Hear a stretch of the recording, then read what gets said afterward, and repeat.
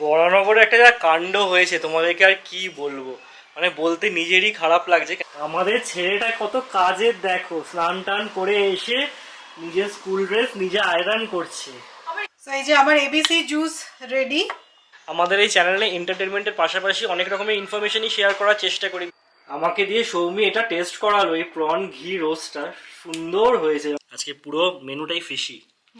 Good morning SS family, welcome back to the channel. আজকে তো আমাদের দিনটা অনেক তাড়াতাড়ি শুরু হয়েছে, মানে 7টার সময় ঘুম থেকে উঠতে হয়েছে, কারণ আজকে থেকে তোজো স্কুল ছিল 9টা থেকে 12টা।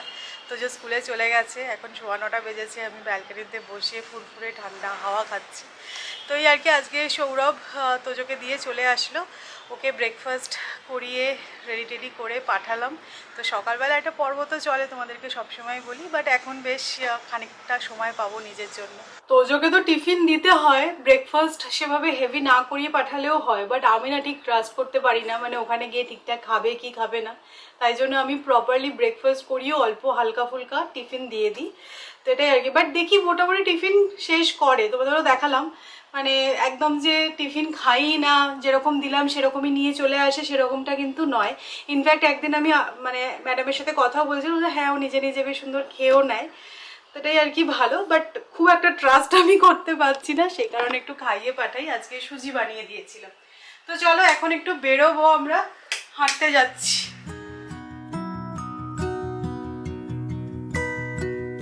তোজোকে স্কুলে দিয়ে আমরা আমাদের বাড়ির একদম কাছাকাছি এই পার্কটায় এসেছি। কিছুদিন আগে জানো তো এই পার্কটায় না রেনোভেশনের কাজ চলছিল, তাই মাঝে আর আসাই হচ্ছিল না।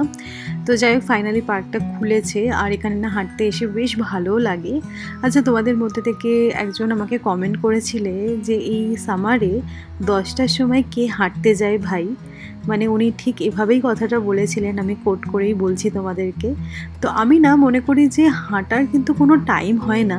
ইনফ্যাক্ট তোমাদের সারা দিনে যেই টাইমটা সুইটেবল সেই টাইমে কিন্তু হাঁটতে পারো। মেনলি হচ্ছে তোমাকে স্টেপ কাউন্টটা মাথায় রাখতে হবে, যে সারা দিনে তুমি কতগুলো স্টেপস নেবে। প্রথম তো 10,000 স্টেপসটা একটু ডিফিকাল্ট হয়ে যায়, তো ইনিশিয়ালি তোমরা 6,000 বা 5,000 স্টেপস কাউন্ট করবে, আর আস্তে আস্তে সেটা গ্র্যাজুয়ালি বাড়াবে। ইনফ্যাক্ট যদি অনেক সময় আমাদের বাড়ির কাজ সামলিয়ে বেরোনো পসিবল হয় না, কারোর সাথে হয়তো ফোনে কথা বলছো, সেই ফোনে কথা বলতে বলতে ঘরের মধ্যেই হাঁটবে, সেটাও কিন্তু স্টেপস কাউন্টের মধ্যে। আমার সত্যি কথা, তোজোকে সামলিয়ে সকাল সকাল মর্নিং ওয়াকে আসা পসিবল হয় না, তাই আমার যেই সময়টা সুবিধা সেই সময়টাতেই আমি হাঁটতে আসি।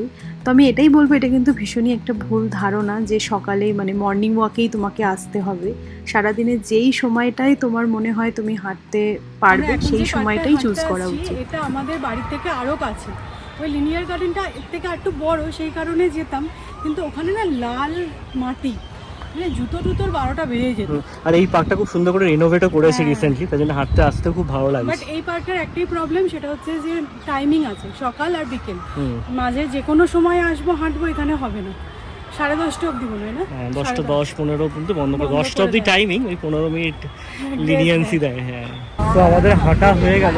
এই পার্কের গেটটা দেখো কি সুন্দর, পুরো পুরোনো দিনের কাছের মতো। যাই হোক, এবার আমরা মাছ কিনে তারপরে বাড়ি ফিরবো। আগের দিন মানে রোববার দিন গেছিলাম মাছ কিনতে, আর সেদিনকে এত ভিড় ছিল যে মাছ আর নেওয়া যায়নি। তো আজকে যেহেতু বুধবার, আশা করছি ফাঁকাই থাকবে, মাছ নিয়ে ফিরবো।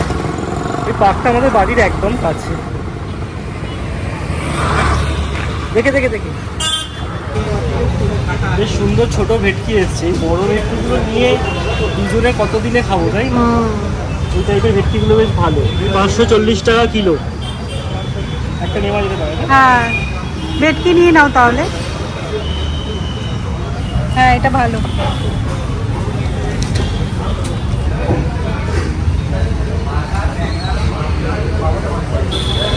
এই কাঁকড়াটার সাইজ শুধু দেখো কি বিশাল, মানে আমার হাতের থেকে বড়। হ্যাঁ, কাঁকড়াগুলো দেখলেই না নিতে ইচ্ছা করে, কিন্তু কাঁকড়া বাছা অনেক বড় ব্যাপার না, কাটতে হয়। বাবা মা এসেছিল যখন, তখন একবার কাঁকড়া নিয়ে গেছিলাম, বাবা খুব ভালো কাঁকড়া বাছতে পারে।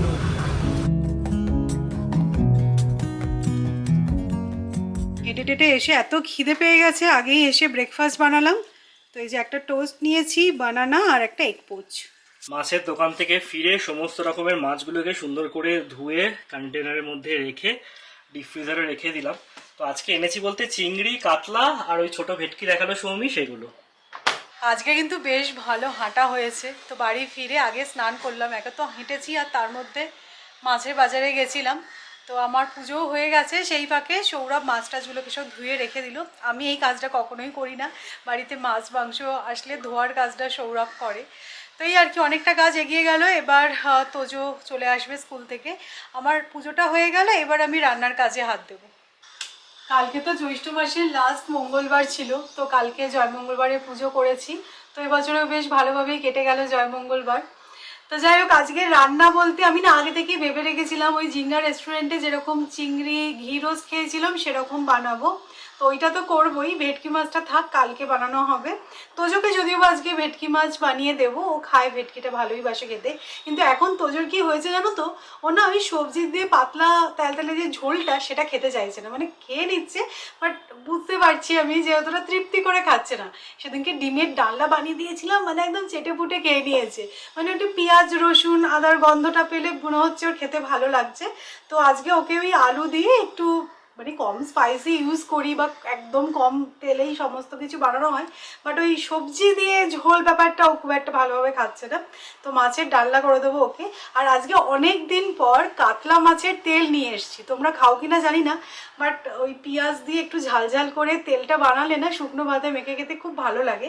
জানি না এইখানে তেলটা এনেছি কতটা কি ভালো হবে, বাট এত ফ্রেশ লাগলো, মনে হলো যে না দিয়ে দাও তেলটা। তো আজকে সেটাও নিয়ে এসেছি, ওটাও বানানোর প্ল্যান আছে। তো এই মোটামুটি রান্না হবে। তো চলো লেগে পড়া যাক। আর সৌরভ বলেছে তোজোকে নিয়ে চলে আসবে, আমি আর যাবো না। শুধু মাছের ডালনাটা তোজোকে দিতে পারবো না, তাহলে ডাল বা সবজিটাও মিস হয়ে যেত। তাই এই যে একটুখানি মসুর ডাল করলাম সবজি দিয়ে, তোজোর জন্য দুবেলার হয়ে যাবে এটা। এই যে এসে গেছেন, টায়ার্ড নাকি? না, গরম লাগছে, আমার চুলে গরম লাগছে। ও চুলে গরম লাগছে। এটা কি এনেছো? অ্যাপেল কি করেছো অ্যাপেলে? কালার, কি কালার করলে অ্যাপেলে? Red colour. কি সুন্দর। এটা নিশ্চয়ই কোনো স্কুলে অ্যাক্টিভিটি হয়েছে, তাই তো? হ্যাঁ তো, এই তো। এটা আমি হোয়াইট কালার করেছি, আমি হোয়াইট কালার করেছি। আর কি কি হলো স্কুলে আজকে? ব্লক খেলা। ব্লকস খেলা হয়েছে। আচ্ছা, এবারে আমি বুঝতে পেরেছি যে কেন এই অ্যাপেলটা দিয়েছে আজকে। অ্যাকচুয়ালি এই যে দেখো, এই অ্যাক্টিভিটি বুকটা দিয়েছে আজকে, এ লেটারটা ওরা শিখেছে। এই যে এখানে ডেট লেখা আছে। এখানে এন্ড আছে, এন্টের কালার এন্ড আছে। অ্যান্ট আছে, এ ফর অ্যান্ট। এরপর এইটা কি? এটা অ্যারো। এরো, এরপর এরো, এরপর অ্যাপেল। এই তো শিখে গেছি তো যে কত কি। এইটা কি? তুমি বলো এটা কি? এম। Very nice. এরপর এন্ট, এরপর অ্যাপেল। এই যে আমার ছেলে এইরকম বেশ কষা কষা মাছের ডালনা খেতে ভালোবাসে।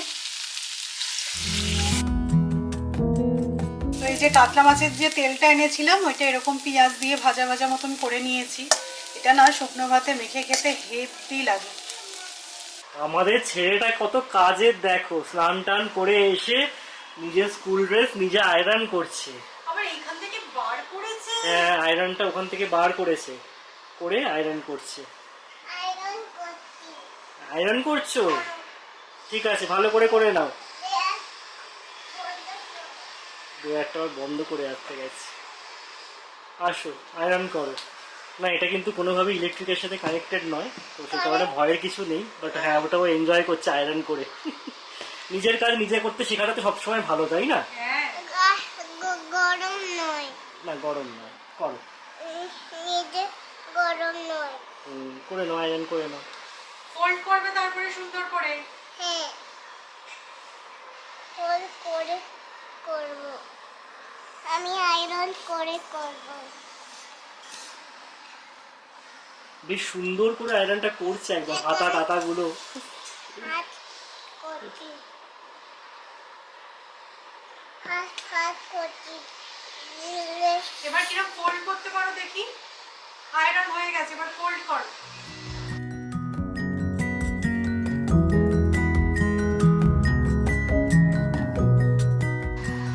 বাহ, খুব সুন্দর হয়েছে। খুব সুন্দর হয়েছে। Tojo is a self sufficient man. তো তোমাদেরকে বলছিলাম এই যে আজকে প্রন ঘি রোস্ট বানাবো, যেটা আমরা জিঙ্গা রেস্টুরেন্টে খেয়েছিলাম। তো আমি আমার ভার্সনে বানাচ্ছি। তো চিংড়ি মাছগুলো দেখো বেশ বড় বড় সাইজেরই কিন্তু আছে। তো আমি এখানে লঙ্কার গুঁড়ো, হলুদ গুঁড়ো, নুন আর লেবু দিয়ে চিংড়ি মাছটা কিছুক্ষণের জন্য ম্যারিনেট করে রাখবো।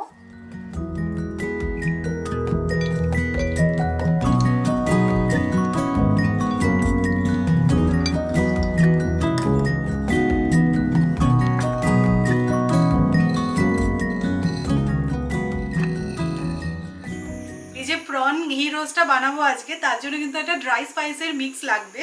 তো এর আগে না আমি চিকেন ঘি রোস্ট বানিয়েছিলাম বোনলেস পিস দিয়ে, তো খুব ভালো খেতে হয়। আর এখানে দেখো আমি সমস্ত কিছু একসাথে নিয়ে রেখেছি, কারণ তোমাদেরও তাহলে সুবিধা হবে বুঝতে। তো এখানে নিয়েছি গোটা ধনে, গোটা জিরে, অল্প একটু মেথি দানা। মেথি দানা কিন্তু বেশি দেবে না, তাহলে তিত একটা ভাব এসে যাবে। শুকনো লঙ্কা, সাদা তিল, সর্ষে আর মৌরি, এগুলো একটু ড্রাই রোস্ট করে নিয়ে গ্রাইন্ড করব। এর মধ্যে আরও কী কী অ্যাড করবো সেগুলো তোমাদেরকে দেখাচ্ছি।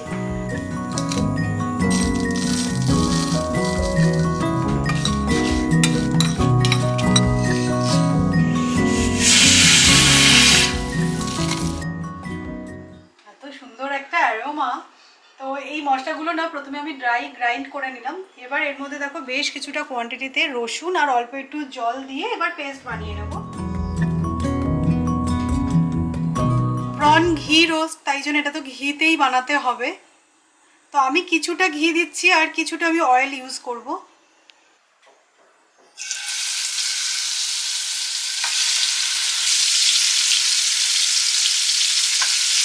আজকে এই প্রন ঘি রোস্টের রেসিপিটা এমন তোমাদেরকে গাল ভরে দেখাচ্ছি যেন কি না কি, কিছুই নয়, জাস্ট এই প্রনগুলোকে ফ্রাই করে নেবে ঘিতে। আর এই যে মশলাটা বানালে এটা অ্যাড করে দেবে, দিয়ে ভাজা ভাজা করে নেবে। নামানোর আগে আমরা যেরকম গরম মশলা অ্যাড করি, এখানে সেরকম কারি পাতা অ্যাড করবে। যদি কেউ কারি পাতার ফ্লেভারটা পছন্দ না করো তাহলে ওটা স্কিপ করো, ব্যাস আর কিছুই নয়। এটা তাড়াতাড়ি হয়ে যাবে বলে আমার মনে হলো এটা করে নিই, ভালো লাগবে খেতে। এটা কিন্তু মালাবার পরোটা দিয়েও খেতে খুব ভালো লাগে। এই যে ওপরে দেখো আমি কারি পাতা ছড়িয়ে দিচ্ছি, আমাদের কারি পাতার গন্ধটা ভালো লাগে। আর আমরা যেহেতু আজকে ভাত দিয়ে খাবো, তাই আমি ভাবছি এই গ্রেভিটা রাখবো। তোমরা কিন্তু এটা একদম ড্রাইও করে নিতে পারো, সেদিনকে যেরকম আমাদেরকে দিয়েছিল। তবে হ্যাঁ, ওটা ওদের স্পেশাল ডিশ, আমি তো প্রপার রেসিপি জানি না, আমি আমার মতন করে বানিয়েছি। এই প্রন ঘি রোস্ট কিন্তু অনেক রকমভাবে বানানো যায়।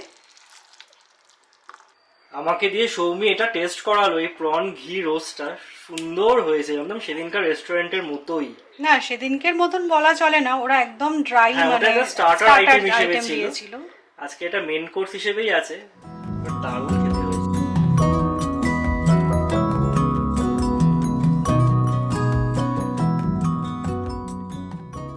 আমরা তো কম বেশি অনেকেই এই উডেন চপিং বোর্ড ইউজ করে থাকি। তো অনেক সময় দেখবে পেঁয়াজ টিয়াজ এখানে যখন কাট করা হয় না, একটা গন্ধ চলে আসে বাজে। তো এই যে যখন লেবু দিয়ে কোনো কাজ করবে, এই জাস্ট ইউজ করা লেবুটা একটুখানি ঘষে নেবে, দেখবে সব গন্ধ চলে যাবে। হয়তো তোমরা এই হ্যাকটা সবাই জানো। সো আমার রান্নাবান্না কমপ্লিট, তোজোকে খাইয়ে ঘুম পাড়িয়েও দিলাম। আর তোজো না স্কুল থেকে ফিরে আর বেশিক্ষণ টানতে পারে না, মানে মাথায় জলটা পড়লেই ওকে মনে হয় যে এবার আমাকে খাইয়ে দাও, আমি ঘুমিয়ে পড়ি। বাট একটাই সমস্যা কি বলো তো, আমি সব কাজবাজ সেরে এই 3টে সাড়ে 3 নাগাদ ফ্রি হয়ে গিয়ে একটু রেস্ট নেবো, ব্যাস উনি উঠে পড়বেন। তো যাই হোক, আজকে রান্নাবান্না তো হলোই, কিন্তু যেটা এখন আমি ভাবছি সব কিছু করার পর, যে ডিনারের জন্য তো কিছু রইলো না। মানে ডিনারে আবার আমায় কিছু একটু বানাতে হবে। আমার ওই দুবেলা রান্না করতে একদম ভালো লাগে না। মানে সকালবেলা রান্না করলাম, সেটাই একটু কিছু রয়ে গেল, ডিনারে হয়ে গেল, অথবা ডিনারে কিছু ভালো বানালাম, সেটা আবার নেক্সট দিন লাঞ্চে হয়ে গেল, এরকম হলেই ভালো হয়। কিন্তু আমরা মাছ হলে জেনারেলি কি হয়, ডিনারে সেটা আর খাওয়া যায় না। মানে মাছটা আমরা রুটি দিয়ে খেতে একদমই পছন্দ করি না। দেখা যাক কি করা যায় আবার ডিনারে। উফ, এইটা আমার একটা হেডেক। অনেকদিন পর এই মাছের তেল দিয়ে গরম ভাত মেখে খাচ্ছি, দেখো তো ভালো কিনা। তাহলে আমরা মাছের তেলটা আনি নাই বা কেন? তবে বেশি খাওয়া ভালো নয়। আমরা ঠিক করে কাটতেও পারে না এখানে। আজকে বলাতে ঠিকঠাক ভাবে কেটেছি। অর্ধেক সময় ওই পিত্তি থাকে সেটা গলিয়ে ফেলে, এতো হয়ে যায়। খুব ভালো হয়ে যায়। আজকে সব মাছ। আজকে পুরো মেনুটাই ফিশি।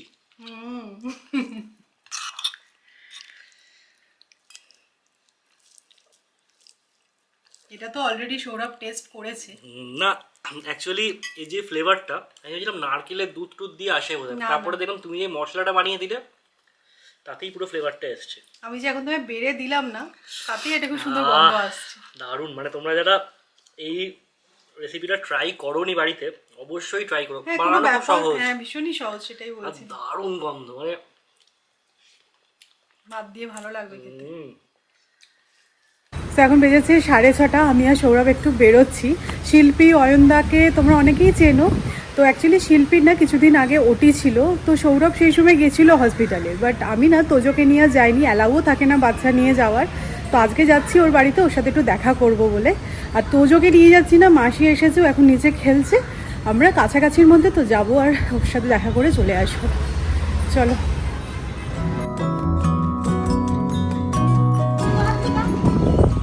টাটা, খেলো তুমি মাসির সাথে। টাটা।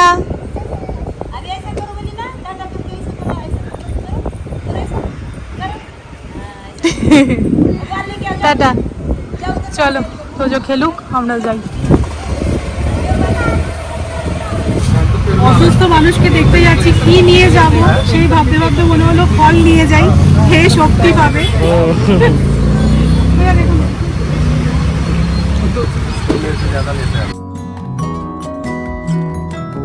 চলো, শিল্পীদের সাথে দেখা হয়ে গেল, এবার বাড়ি ফিরছি। আবার সরে এসো, বাড়ি আসছি। সেই কখন থেকে আমি সৌরভের জন্য ওয়েট করছি, সৌরভের মিটিং চলছে তো চলছে। হ্যাঁ, আধ ঘন্টা হওয়ার কথা ছিল, প্রায় 50 মিনিট ধরে মিটিংটা চললো। হ্যাঁ, আর আমি বসে আছি সিঙ্গারা নিয়ে। আজকে সিঙ্গারা মেখে একটু মুড়ি খাবো ভেবেছি, অনেক দিন পর। এটা খেতে না ভীষণ ভালো লাগে, বাট এখন আর বড় একটা খাওয়া হয় না। তো যাই হোক, এখানে এই যে সিঙ্গারাটা মেখে নিয়েছি, পেঁয়াজ লঙ্কা ধনে পাতা দিয়ে নিয়েছি, কাঁচা সর্ষের তেল দিয়েছি। এবার জাস্ট মুড়ি অ্যাড করব। এই চপ ভেঙে মুড়ি, তারপরে সিঙ্গারা ভেঙে মুড়ি, এগুলো হস্টেলে থাকতে আমরা খুব খেতাম, ভালো লাগে খেতে। হ্যাঁ, আমাদের যারা মেদিনীপুরের ফ্রেন্ডস ছিল তারা মুড়ি এরকম ভাবে নিয়ে আসতো পোটলা বেঁধে, কেননা ওই সাইডে মুড়িটা আরো বেশি খাওয়া হয়। হ্যাঁ,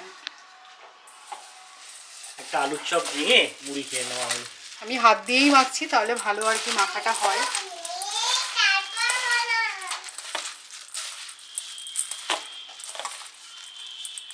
এবার এর ওপর থেকে একটু ঝুরি ভাজা ছড়িয়ে দিচ্ছি। অমৃত। আজকে বিকেলের স্ন্যাক্সটা পুরো জমে গেল। আর দেবো নাকি? না থাক।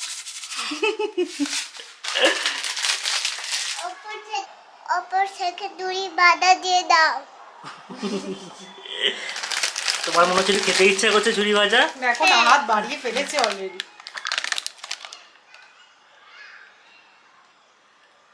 ভালো।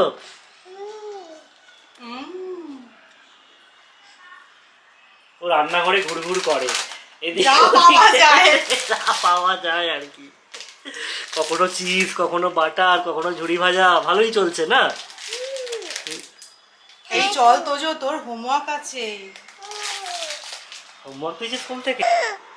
এটা কিন্তু ঝাল আছে তোজো। ডাল নেই তো, একটু ডাল আছে না, আমি খেয়ে দেখি। ঝাল আছে।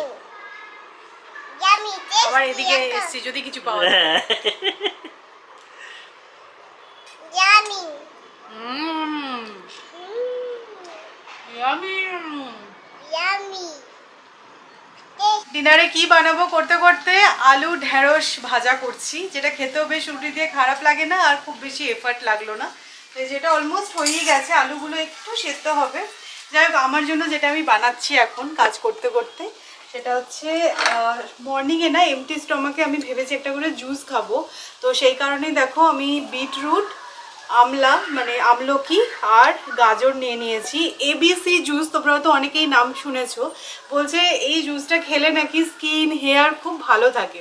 আর এখন তো সকালবেলা ওই তোজো স্কুলে চলে যাচ্ছে, তারপরে হাঁটতে যাচ্ছি, তো ভেবেছি ড্রিঙ্কসটা খেয়ে হাঁটতে যাব আর ফেরার মানে পর তারপরে ব্রেকফাস্ট করব। আজকে যেখানে আমরা হাঁটতে গেছিলাম ওর ঠিক বাইরে জানো তো গাজরের জুস আর বিটের জুস বিক্রি হচ্ছিল। তো ওটা দেখেই না আমার মনে হলো যে হ্যাঁ এটা তো বাইরে দিয়ে তৈরি করে রাখা যায়। তো এটা জাস্ট মিক্সিতে ব্লেন্ড করে নেবো, তারপরে জাস্ট ছেঁকে নেব, দিয়ে না এরকম এই যে ফ্রিজারে এরকমভাবে ফ্রিজ করব। তাহলে কি রোজ রোজ তো এরকম বেটে খাওয়া সম্ভব হয় না, একটা করে বা দুটো করে কিউব নিয়ে নেব, তাহলেই হয়ে যাবে।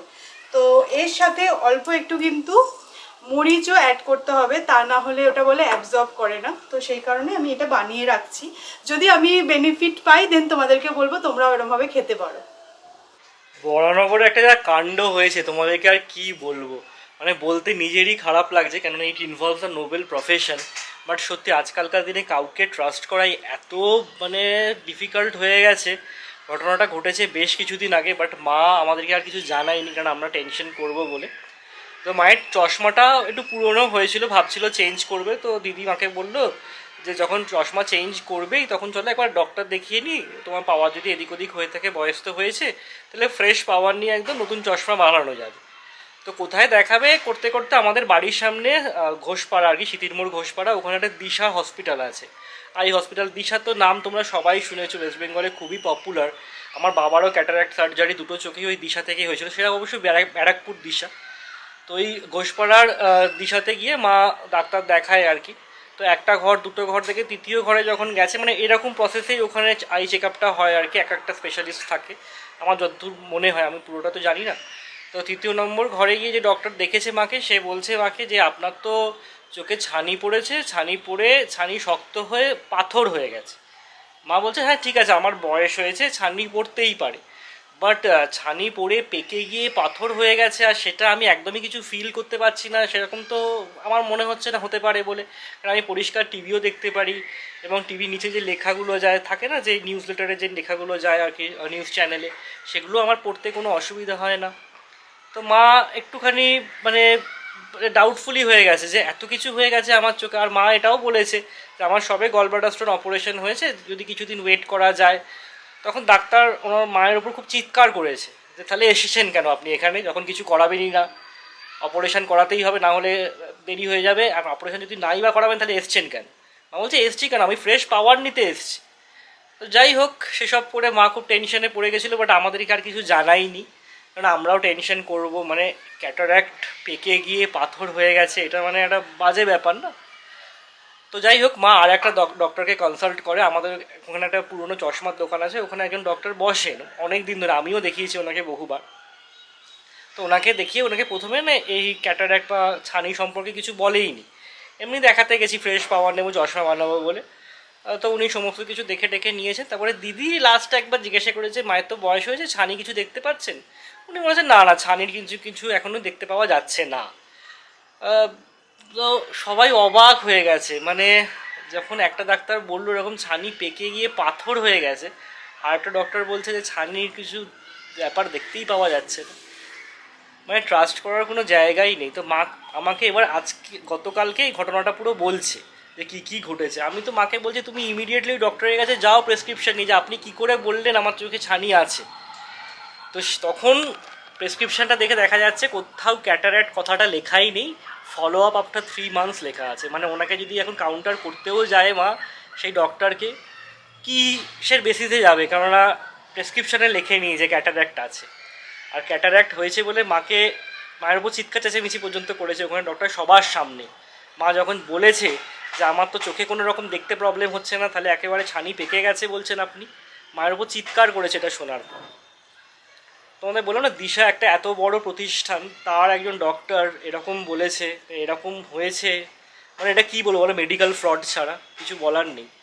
মানে এখন সত্যি কথা বলতে প্রত্যেককে প্রত্যেক জায়গায় চোখ কান সমস্ত কিছু খোলা রাখতে হয়, মানে কাউকে যে চোখ বন্ধ করে ট্রাস্ট করে ফেলবে সেটা পর্যন্ত সম্ভব না, ইনফ্যাক্ট ডক্টরকেও সম্ভব না। মানে কোন দিকে এগোচ্ছি ভগবানই জানে আমরা। আমাদের এই চ্যানেলে এন্টারটেনমেন্টের পাশাপাশি অনেক রকমের ইনফরমেশনই শেয়ার করার চেষ্টা করি, বিশেষ করে এই খারাপ এক্সপিরিয়েন্সগুলো, যাতে আমরা যেটা ফেস করেছি আর তোমাদেরকে ফেস করতে না হয়। তাই কারণেই এটা আবার তোমাদের সাথে শেয়ার করলাম। ডক্টরের প্রেসক্রিপশনও আমার কাছে আছে, জানেন, একজন লেডি ডক্টর, বাট ডক্টরের নাম নেওয়াটা কতটা এথিক্যাল হবে আমি জানি না। বাট এটা ঘটেছে হচ্ছে গিয়ে ঘোষপাড়ার দিশা হসপিটালে। তোমরাও সবাই চোখ কান খোলা রেখো, এখন এটাই বলবো। তো এই যে আমার এবিসি জুস রেডি। তো এবার এটা ফ্রিজারে রেখে দেবো। প্রত্যেক দিন 2টো করে কিউব ঈষদুষ্ণ জলে খেতে হবে, লেবুও মিক্স করা যেতে পারে খাওয়ার সময়। তো সৌরভ বলেছে, সৌরভও নাকি খাবে আমার সাথে। দেখা যাক, কাল থেকে আমরা দুজনেই শুরু করছি এটা। আমার ছেলের আজকে স্কুল থেকে হোমওয়ার্ক এসছে, সেই কারণে মা নিয়ে বসেছে বই। বিশাল হোমওয়ার্ক, এই 2টো অ্যান্টে কালার করতে হবে। কালার কালার কোড আজকে ওদের এটা শিখিয়েছে, তো A for Apple, A for ant, A for arrow, তাই তো? একটু তুমি কিন্তু এদিক ওদিক করো না, অ্যান্টেই শুধু কালার করো। চলো চলো চলো, ঠিক করে করো। এন্ড কালার করো। দেখো অ্যান্টে কি সুন্দর কালার করা আছে, গ্রে কালার। তুমিও গ্রে কালার করে দাও। এতে কি সুন্দর গ্রে কালার করাতে দেখুন। তুমি করো করো, কালার করো। বাইরে গেলে হবে না। না, টনটনে জ্ঞান। আমার ছেলের হোমওয়ার্ক কিন্তু ছেলে নিজে করছে, মা করিয়ে দিচ্ছে না। একদম কেউ বলতে পারবে না। খুব সুন্দর হয়েছে। কি কালার? ওখানেও গ্রে কালার করো, অ্যান্টের কালার গ্রে। এই পয়েন্টে এসে এক্সস্টেড লাগে, আর ভালো লাগে না। এখন বেজে গেছে 10টা। তো এবার সব র্যাপ আপ করছি, মানে তোজোকে এবার রেডি করে ঘুম পাড়াবো। তো খাওয়া হয়ে গেছে, মাসি চলে গেলেই আগে আমি খাইয়ে দিই। তো তোমাদের মধ্যে থেকে কেউ একজন জিজ্ঞাসা করেছিলে যে তোজোকে কি এখন ইভিনিং স্ন্যাক্স কিছু দিচ্ছ না? হ্যাঁ, এখন আর ইভিনিং স্ন্যাক্স দিই না, মানে ওই একটু ফ্রুটস খেলো, ঠিক আছে, ঘুম থেকে উঠে তারপরে নিচে খেলতে চলে যায়। মাসি চলে গেলেই আমি ওকে আগে খাইয়ে দিই। ইভিনিং স্ন্যাক্স কিছু হেভি হয়ে গেলে না, ডিনারটা করতে পারছিল না, আর রাত্রিবেলা ঘুমানোর আগে ও দুধ খায়। এখন মোটামুটি এই রুটিনটাই সেট হয়েছে। তো চলো, আজকের ব্লগটা এ পর্যন্তই। হোপফুলি তোমাদের ভালো লেগেছে। যদি ভালো লাগে তাহলে পারলে সাবস্ক্রাইব করো চ্যানেলটা, ভিডিওটা লাইক করো, শেয়ার করো। নেক্সট ইন্টারেস্টিং ব্লগে দেখা হচ্ছে, ততক্ষণের জন্য টাটা, গুড নাইট।